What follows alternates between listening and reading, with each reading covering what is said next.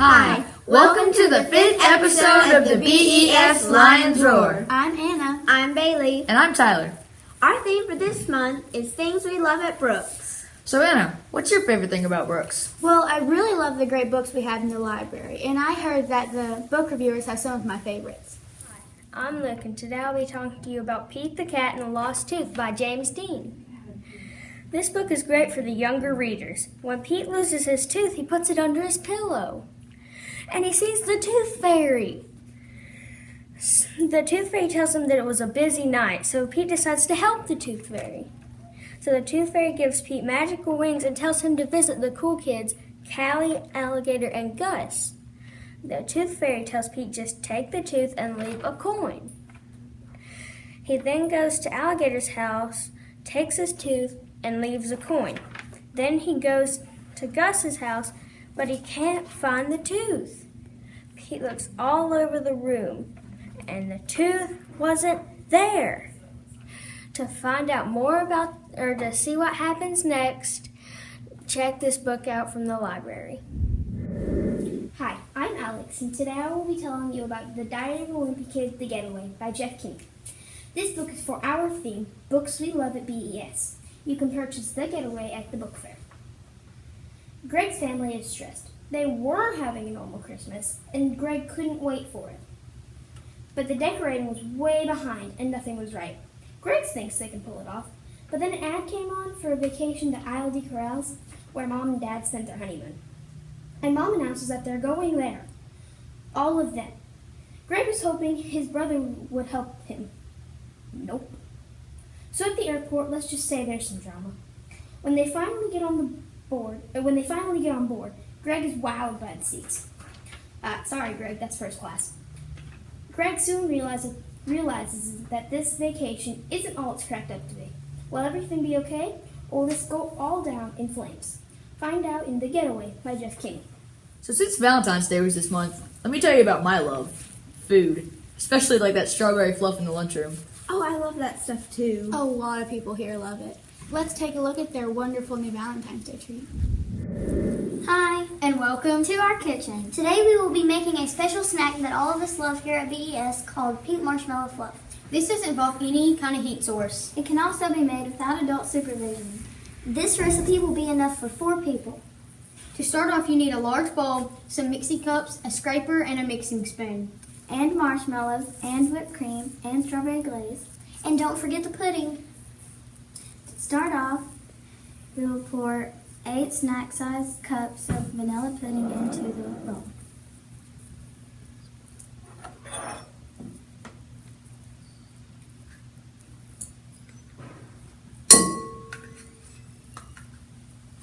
Next, you will need to add half a cup of strawberry glaze.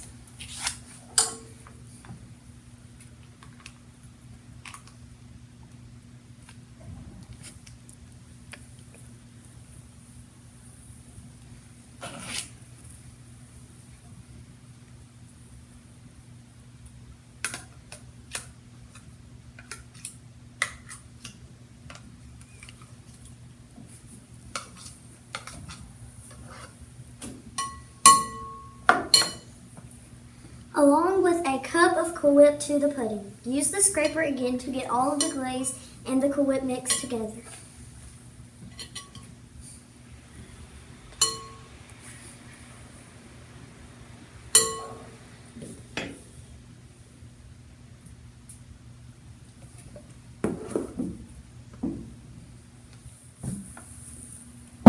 Don't forget the 1/3 cup of marshmallows.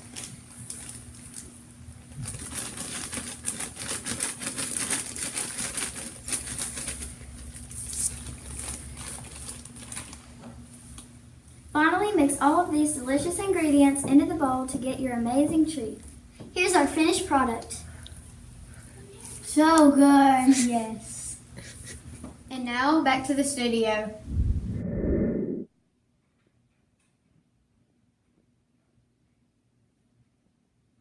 You know, Groundhog's Day wasn't long ago. I wonder how Groundhog's Day was founded. I bet Gregory will know. Now for the weather.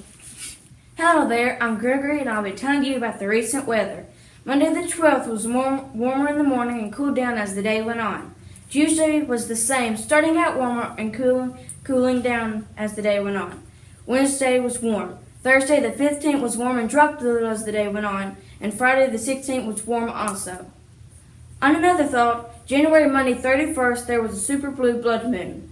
A super blue blood moon is when the moon passes through the Earth's shadow. The moon starts to turn dark, and right before the moon goes completely dark, it turns into a rusty red, which is a lunar eclipse. This year, the flu is worse than last year. The flu has even killed people. If our school counts go up to a certain number, the school might have to close down to clean.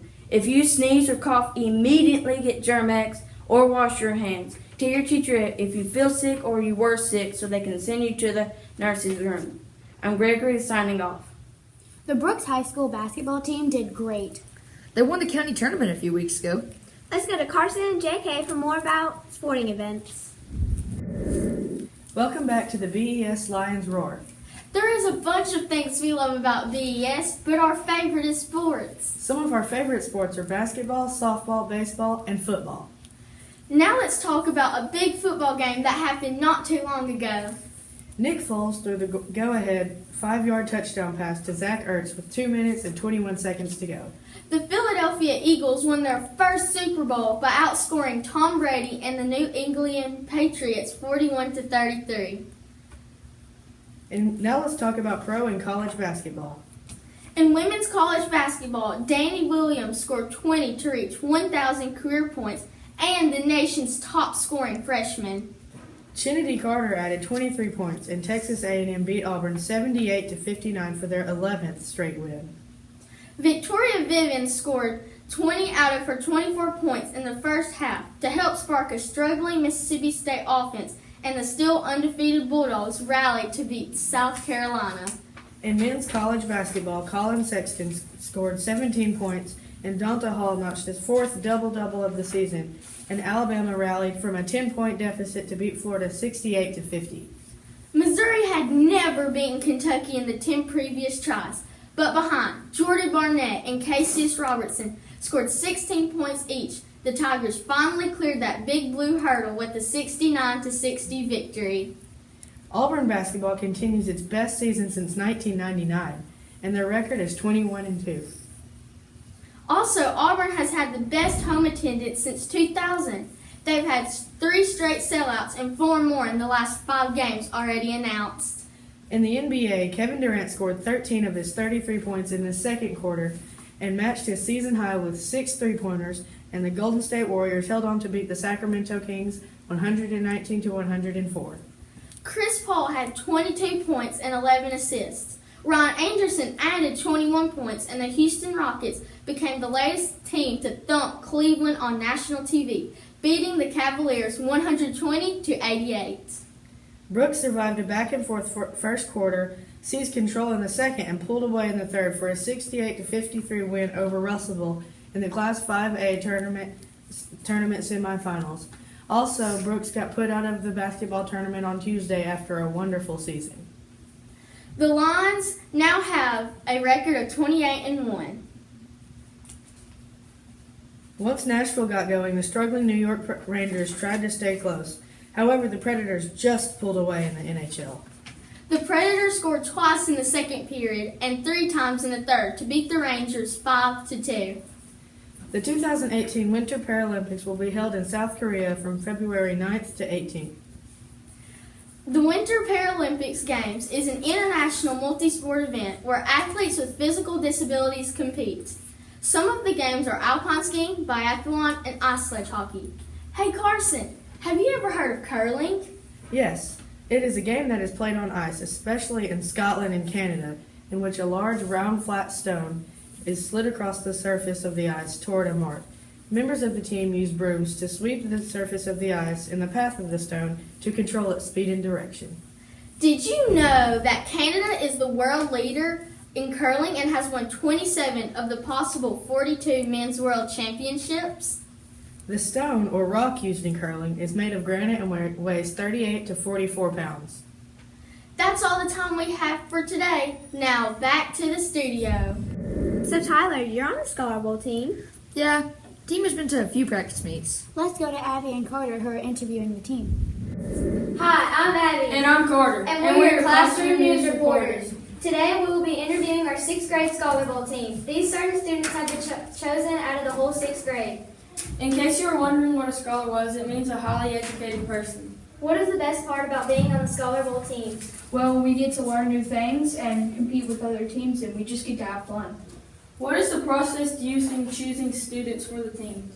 Well, first we had the written test, and then if anyone passed through that, they had another written test, and then we went to buzzer rounds for quickness. How often and long do you usually practice? We usually practice once a week on Mondays for an hour and a half to 4:30.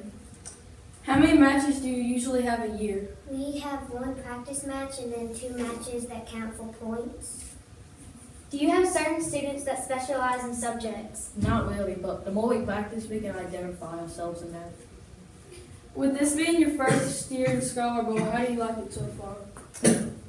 With this being my first year, I've truly enjoyed it. I get to work with this great group of students, and I can't wait to see how we do next week when we have our first match that counts for points. Do you have any advice for kids that might want to try out next year?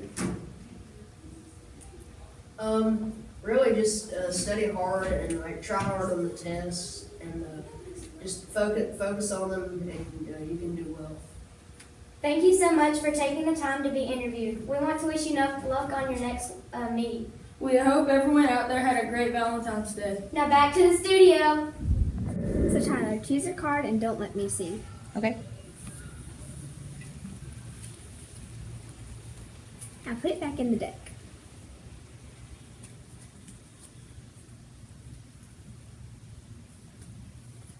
Was this your card? Whoa, how'd you do that? Oh, hey, that reminds me of something they did at the Ned Show. That was awesome. It was very inspiring. Mackenzie and Maggie are interviewing Mr. Ian, the man behind those great tricks. And I'm Mackenzie. And we're Classroom News Reporters. Today we are here with Mr. Ian talking about the Ned Show. What exactly is the Ned Show? Oh, it's Ned Show. We do a lot of magic tricks and yo-yo tricks to help inspire and entertain kids. What does Ned stand for? Never give up, encourage others, and to do your best. What is your favorite thing about the Ned Show? I get to meet so many kids around the world. I've been able to travel to Australia, New Zealand, Canada, all sorts of places, and I meet like brand new faces every single day. What kind of tricks can you do, if any? Do you mind demonstrating? Oh, I can do some yo-yo tricks. Let's see, let me get my yo-yo string. I wasn't ready. I must apologize. I didn't know I would have to do tricks today. So this is a spinner yo-yo, and with that you do some string weaving tricks, which is where you create shapes like the Jamaican flag. And for gamers out there, you can also make the Xbox symbol. Or you can, while it's still spinning, you can put the string, or the yo-yo onto a string, do some loops like the Ferris wheel, or rock the baby. Or you can go back to shape weaving and create the Eiffel Tower, or flip it upside down and spell yo. Oh, that was really cool. So, how did the Ned Show start? Well, the Ned Show started with a man called Arden Dixon. He was a Duncan Yo-Yo champion from way back in the day, but he started the show 30 years ago because he wanted to go inspire kids to, never give up, to encourage others, to do your best, and that's been the Ned Show's history. It's just for 30 years, we just keep traveling to many schools across the U.S., trying to inspire. Wow, that's great. What is the money raised from buying the yo-yos going to? So it goes to the show going to the next school, because every school that sees the Ned Show, it's all free, because it's a pay-it-forward program. So the yo-yo sales, they just pay for the next school and the next school to see the show for free. Thank you so much for your time and answering our questions. You're welcome. It was my pleasure. Thank you guys for having me out here.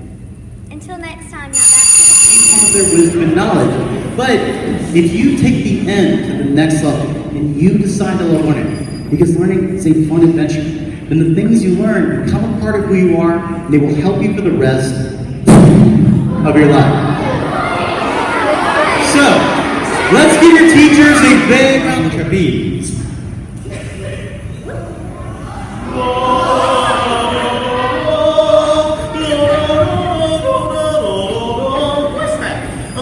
Trevor will be telling us about Class Dojo. Our class uses it to track behavior. Let's go to Trevor for more about that. Hello everybody, welcome to Tech Talk with Trevor. This episode I will be talking to Miss Glover, one of our 3rd grade teachers, about something many of us use at BES, Class Dojo. Miss Glover, what do you love about Class Dojo? Well, Trevor, what I love about Class Dojo is that, first of all, from a teacher's perspective, it combines communication with parents, it combines the digital portfolio for students, and it is the positive behavior plan that I use in my classroom. Why do you think your students like Class Dojo so much? Well, that's easy. They love the reward system. They love getting the dojo dollars, and then they love to shop on Fridays to spend that money. How and when did you discover Class Dojo? I discovered Class Dojo about 4 years ago. Another teacher friend of mine had found it and was telling me about it. And so we tried it out a little bit, we liked it, and then when I was in graduate school, I did a project using Class Dojo and found that it was awesome, and I decided to implement that in my classroom. Have you noticed a change in student behavior since starting Class Dojo? Absolutely. The students, our classroom culture is much more positive.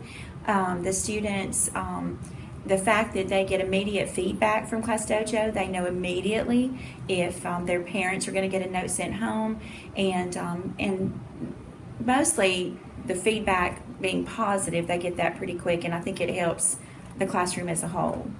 How do you reward your students with Class Dojo?